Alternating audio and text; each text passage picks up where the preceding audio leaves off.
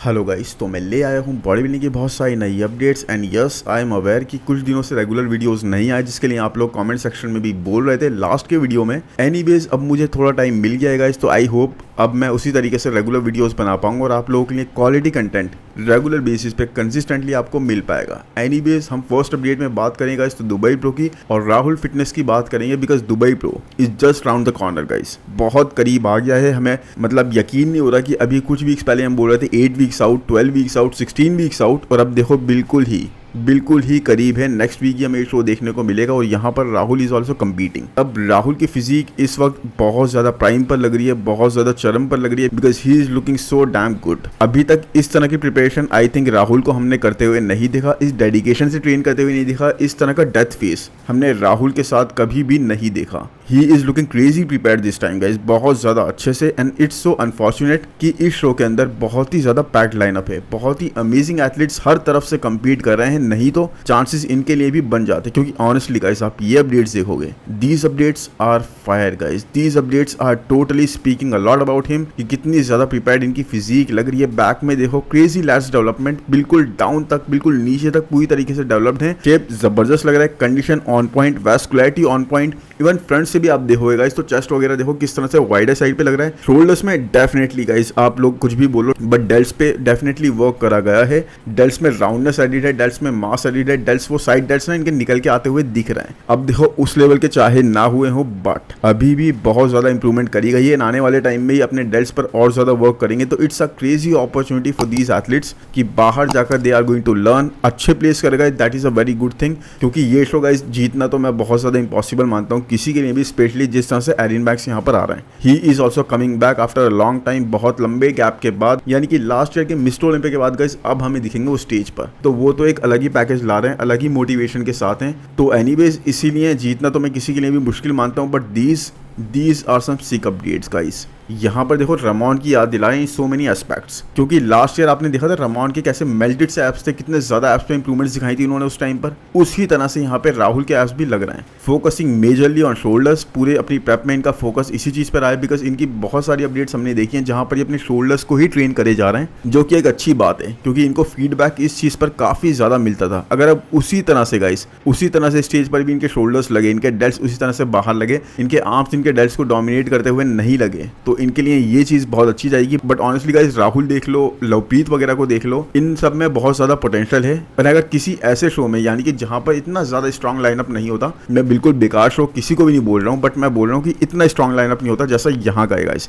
Diogo is competing, साथ में Erin banks is competing, तो अगर ऐसा कोई लाइनअप नहीं होता ना तो इनके चांसेस बहुत ज्यादा बन जाते जीतने के, बिकॉज कई सारे ऐसे शोज हमने देखे हैं जहां पर विनर्स इतने ज्यादा इंप्रेसिव नहीं लगे, जहां पर विनर्स इतने ज्यादा डोमिनेटिंग, इतने ज्यादा नोन नहीं थे कि एक अच्छा कॉम्पिटिशन राहुल वगैरह उनको दे सकते थे और बीट भी कर सकते थे। लवप्रीत भी ये चीज कर सकते थे, बट वो शोज काफी दूर थे, काफी ज्यादा प्राइसी, काफी ज्यादा एक्सपेंसिव हो जाते, साथ में वीजा के इशूज, बहुत सारी चीजें ना आपका रोल प्ले करती हैं। तो इसीलिए I think, but yes this is a good opportunity अगर यहाँ ये बाहर जाके कम्पीट करते हैं, और बहुत ज्यादा ना इनको लर्न करने मिलेगा। देखो अगर जीत नहीं पाए, अगर अर्न नहीं कर पाए, मतलब टॉप में प्लेस नहीं कर पाए, उस हिसाब से चेक वगैरह नहीं पाए, उसके बाद भी guys the learning opportunity is incredible, is insane guys. चाहे वो फिर पोजिंग के एस्पेक्ट में बोल लो, चाहे वो आप किस तरह से स्टेज पर प्रेजेंट करना है, इन सारे ही एस्पेक्ट में, टैनिंग किस तरह की करनी है, मैन हर एक चीज, there are lots of opportunities. तो वही है गाइस, किसी के लिए भी बहुत बड़ी अपॉर्चुनिटी है। एनीवेज राहुल आई थिंक जैसा मैंने बोला गाइस, इस साल अपने बेस्ट पे लग रहे हैं, बेस्ट प्रिपेयर्ड लग रहे हैं। ही इज फायर्ड अप, कमियों पर डेफिनेटली वर्क करा गया एक्सेप्ट फॉर पोजिंग। अब पोजिंग के लिए मैं इसलिए बोल रहा हूँ गाइस कि पोजिंग पर मुझे नहीं पता वर्क करा गया है नहीं करा गया है, हमें इस बारे में कुछ इन्फॉर्मेशन नहीं है, बट पोजिंग भी इनका एक बहुत नेगेटिव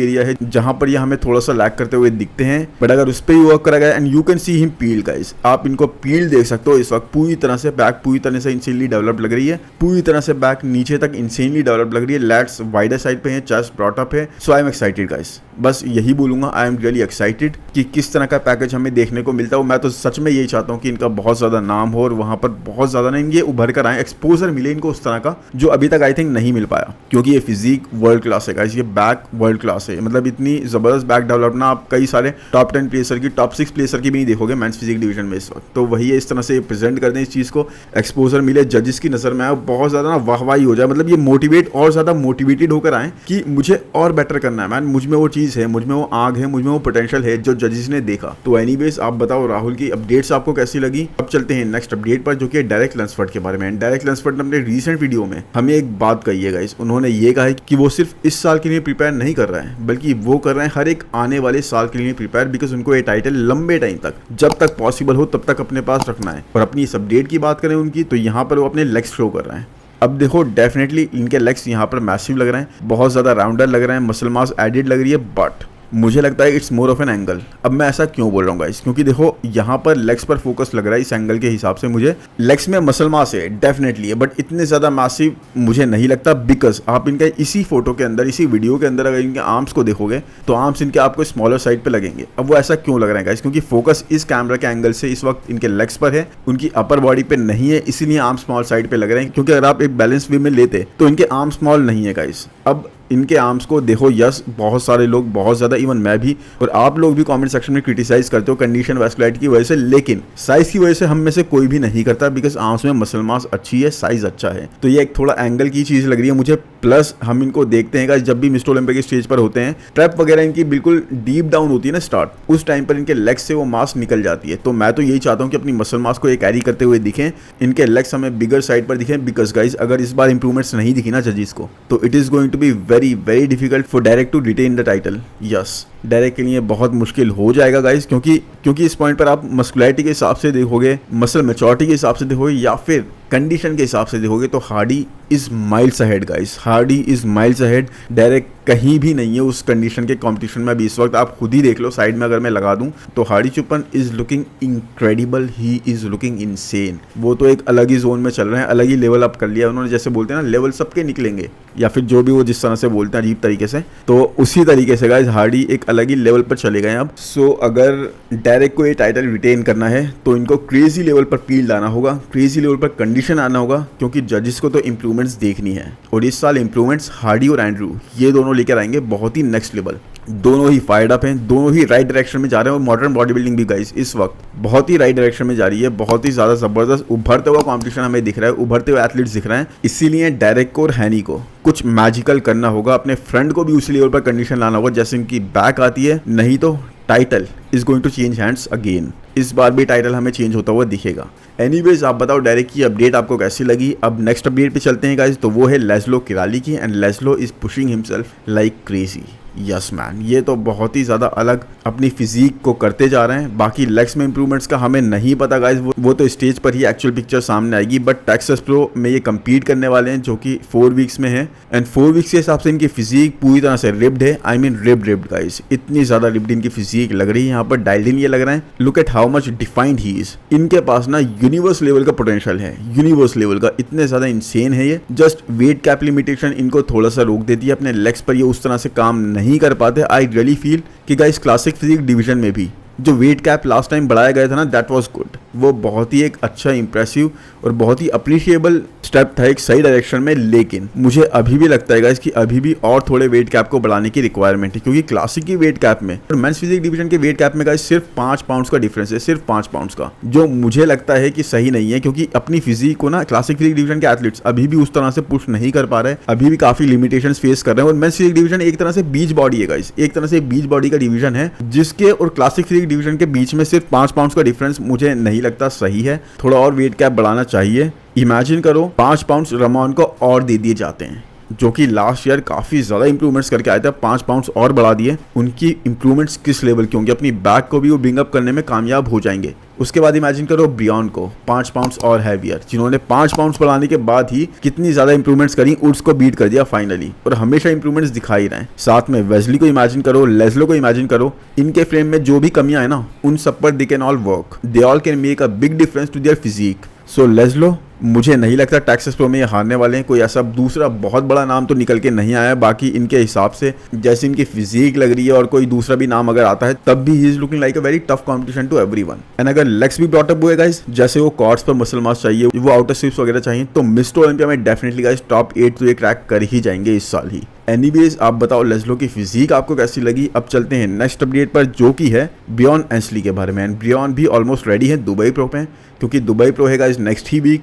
और हमेशा की तरह फिर से अपना 100% देते हुए हमें दिखेंगे। कंडीशन स्पॉट ऑन लग रही है, शेप स्पॉट ऑन लग रहा है और इनकी तरफ से इन चीज़ों पर कभी कोई कमी हमें दिखी ही नहीं। अ रियली गुड पोजर एंड कोई भी ऐसी बड़ी थ्रेट इनके लिए इस शो के अंदर नहीं है गाइस। उर्स का नाम देखो स्टार्टिंग में आया था सीजन के कि उर्स कम्पीट करेंगे दुबई प्रो में, हमें लग भी रहा था, बट जिस हिसाब से उनका शेप हुआ, जिस हिसाब से उन्होंने ऑफ सीजन लिया है, बिगर साइड पर लग रहे हैं वेट कैप से, उस हिसाब से नहीं कम्पीट करने वाले वो बिल्कुल पक्की तौर पर। साथ में लोगन फ्रैंकलिन का भी नाम निकल कर आया था, लेकिन he is also not competing. पिटोर के यानी कि पैट्रिक टूर के कुछ दूसरे ही प्लान्स थे यहाँ लोगन फ्रैंकलिन को लेके और अब वो सिर्फ मिस्टर ओलंपिया में ही कम्पीट करते हुए दिखेंगे। बाकी Wesley is also not competing, Ramondino is also not competing. तो इन सब में से आधे नाम तो एक चैलेंज थे इनके लिए, ठीक है, एक तरह से चैलेंज थे। उसके बाद भी गाइस आधे से ज्यादा नाम जो इस लिस्ट में मैंने लिए हैं उन सबको एक टफ कॉम्पिटिशन देने के लिए ब्रियॉन ऑलरेडी रेडी थे। तो रमोन हो गए, वेस्ली हो गए, ये शायद इनको बीट कर देते, बट उड्स हो गए, लोगन फ्रैंकलिन हो गए, ये बाकी लोग इनको बीट नहीं कर पाते। तो अब इनमें से कोई कम्पीट कर भी नहीं रहा। तो उस हिसाब से guys Brion Ansley is looking really good. मुझे बहुत ज्यादा स्ट्रॉन्ग चांसेस लग रहे हैं। एक $30,000 का आई थिंक चेक है यहाँ पर जो विनर को मिलेगा, जो कि इनको मिलेगा ही मिलेगा, क्योंकि अब मुझे नहीं लग रहा है इनको कोई भी बीट करने वाला है। वैसे ब्रियॉन एंसली इतने स्ट्रॉन्ग हैं, साथ में अगर इनमें से कोई बड़ा नाम ऐसे कम्पीट नहीं भी कर रहा तब तो इनके चांसेस और ज्यादा ऊपर हो जाते हैं। That's how good he is. ऐसे हमेशा वर्क पुट इन कर रहे हैं ब्रियॉन और साथ में क्रिस कॉर्मियर भी उनके साथ में। आई थिंक 30,000 का चेक गाइज एक हेफ्टी अमाउंट है, एक बहुत अच्छी अमाउंट है। तो अगर मिस्टर ओलंपिया में ये नहीं जीत पा रहे इतने सालों से तो एक अच्छा चेक इस बार तो इनके नाम लग ही जाएगा। और यहाँ पर इस वर्कआउट को करते हुए यानी लेग रिलीज को करते हुए ये बोल रहे हैं कि यहाँ पर इन्होंने 200 रेप्स करे हैं गाइज, 200 रेप्स इस एक्सरसाइज का अपने एप्स को और ज्यादा शार्प करने के लिए। एंड 5-7 पाउंड अगर इंक्रीज मिल गया ना इनको, एंड देखो गाइज जो लास्ट अपडेट में मैं बात कर रहा था वेट कैप की, उस हिसाब से इनको 5 से 7 पाउंड मिले थे इंक्रीज करने के लिए। और उन्हीं 5 से 7 पाउंड्स ने गाइस इनको एक स्ट्रांग पोजीशन में लाकर खड़ा कर दिया। कितनी ज़्यादा स्ट्रांग पोजीशन में, आई मीन डूबते को तिनका सहारा जो कहावत है ना, उसके लिए एक प्राइम एग्जांपल है यहाँ पर ब्रियॉन एंसली, क्योंकि उस तिनके भर सहारे से ही ब्रियॉन ने अपनी फिजिक को रिवाइव कर दिया, अपनी प्लेसिंग को इम्प्रूव कर दिया। तो सोचो थोड़ा और अगर इनको सहारा मिल गया तो क्या कर देंगे ये। बाकी a promising winner for Dubai pro classic physique division से। आप बताओ आपको कोई और लगता है जो इनको बीट कर सकता है तो कमेंट सेक्शन में उसके बारे में। बाकी एनीवेज अब चलते हैं नेक्स्ट अपडेट पर जो कि है अली एडवर्ड के बारे में। एंड अली एडवर्ड इस वक्त 10 डेज आउट की अपडेट है ये इनकी, मतलब ये अभी इनकी रिसेंट की अपडेट नहीं है, 2-3 दिन पहले की है। ही is also competing in Dubai pro and he is looking incredible guys. पहले भी मैंने इनको कवर करा है, इनकी बिल्कुल वैस्कुलरिटी की वजह से जो इनके डिटेल्स वगैरह बैक पे दिखती हैं उस हिसाब से तो क्रेजी राउंडनेस दिख रही है इनकी फिजिक पर, क्रेजी लाइंस दिख रही है इनकी फिजिक पर। अब I don't know which division he is going to compete, मुझे लग रहा है ओपन में कम्पीट करेंगे वैसे, लेकिन the muscle density is out of the world, बहुत ज्यादा अच्छी लग रही है। Plus the conditioning and details guys, I mean look at the back, इनके लैट्स पे जो थिकनेस पता लग रही है, आप खुद ही देखो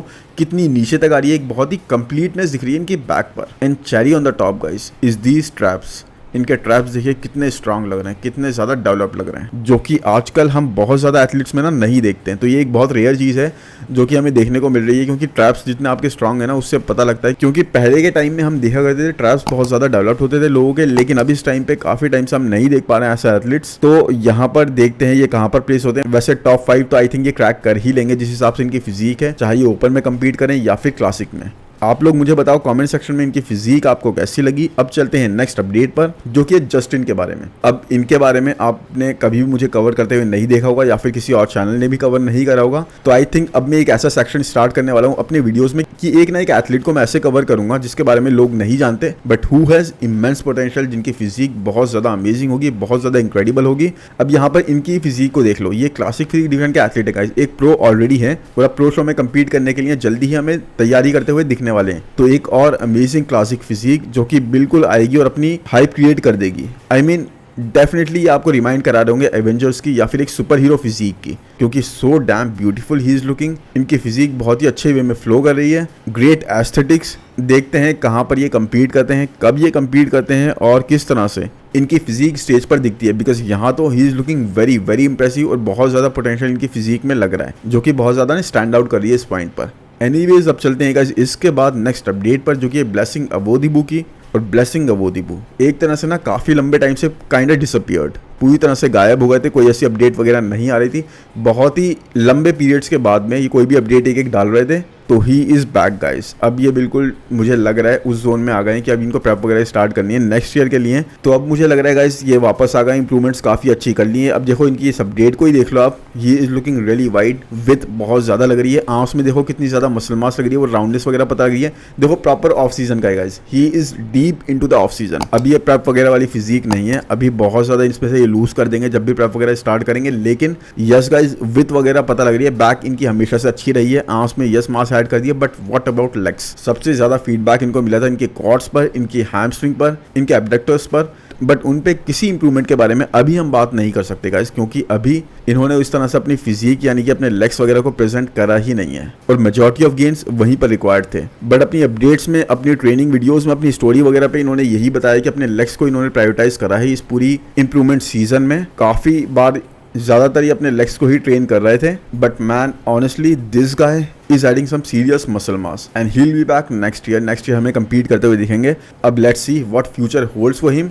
लेकिन मुझे नहीं लगता कि ये कुछ ज़्यादा आप कर पाएंगे गाइस, क्योंकि कोई भी डिवीजन ना बहुत स्पीड से इवॉल्व कर रहा है, स्पेशली मोफूदा, मार्टिन जैसे एथलीट्स जिस तरह से निकल के आ रहे हैं, जिस तरह के एस्थेटिक्स ला रहे हैं और अपनी कंप्लीटनेस दिखा रहे हैं अपनी फिजिक के अंदर, वो चीज़ गाइस। अब देखो यहाँ पर हम कई बार ब्लेसिंग के साथ देख चुके हैं, अपर बॉडी अच्छी लाते हैं, कंडीशन लाते हैं, लेकिन लोअर बॉडी तो ऐसा लगता है कि मेंस फिजिक वाली हो, बिल्कुल प्रिपेयर ही नहीं करते, ना ही साइज के मामले में, ना ही कंडीशन के मामले में, ना ही डिटेल के मामले में। तो वही है जिस तरह से मोफूदा, मार्टिन हो गए, राफेल बैंडो वगैरह हो गए, ये सारे एथलीट्स निकल के आ रहे हैं ना, तो मुझे अब इनके चांसेस बहुत ही कम लग रहे हैं। बाकी हो सकता है हमें गलत प्रूव कर दें, और कर ही दे तो अच्छा है, बाकी हम तो हैं ही, उस बारे में बात ज़रूर करेंगे। एनीवेज गाइस आज का वीडियो इतना ही रखते हैं, कल मैं बहुत सारी और अपडेट्स कवर करूंगा। आई होप ये वीडियो आपको पसंद आया होगा, पसंद आया तो प्लीज़ लाइक कर दें यार, नहीं पसंद आया तो डिसलाइक कर दो, कुछ तो कर ही दो। साथ में कॉमेंट सेक्शन में ज़रूर बताओ गाइस ये अपडेट आपको कैसी लगी और आपकी ओपिनियन क्या है इन सारी अपडेट्स के बारे में। बाकी वीडियो कैसा लगा वो भी बताना ना भूलें, और सब्सक्राइब करना तो बिल्कुल ना भूलो यार, सब्सक्राइबर्स बढ़ाओ हमारे, नोटिफिकेशन बेल को भी दबा दो। मिलते हैं नेक्स्ट वीडियो में, थैंक यू, बाय बाय।